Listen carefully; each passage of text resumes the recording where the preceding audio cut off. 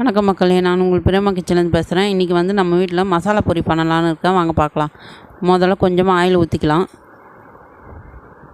2 சிட்டிக்கு போல் மஞ்சத்தூள் போட்டுக்கலாம். பொரியை போட்டு நல்லா பெரட்டி எடுத்துக்கலாம் ஓரளவுக்கு. இப்போ காஞ்ச கருவேப்பிலை தூவிக்கலாம். வேர்க்கடலை போட்டுக்கலாம் அவிச்சது. வெங்காயம் போட்டுக்கலாம் பொடியை வெட்டினது. தக்காளி பொடியை வெட்டினது போட்டுக்கலாம். கொத்தமல்லி பொடியை வெட்டினது போட்டுக்கலாம். இப்போ கேரட் துருவில் போட்டுக்கலாம். 2 டீஸ்பூன் போல் லெமன் சாறு ஊற்றிக்கலாம். ரெட் சில்லி பவுடர் கொஞ்சம் தேவையான அளவு போட்டுக்கலாம். உப்பு தேவையான அளவு போட்டுக்கலாம். இது எல்லாத்தையும் ஒன்றா போட்டு ஒரு பரட்டி எடுத்து நம்ம ஸ்டைலில் மசாலா பொரி ரெடி. இப்போ வாங்க சாப்பிட்டு பார்க்கலாம். ரொம்ப சூப்பராக இருக்குது. இதே மாதிரி நீங்களும் வீட்டில் ட்ரை பண்ணி பாருங்கள். தேங்க்ஸ் ஃபார் வாட்சிங்.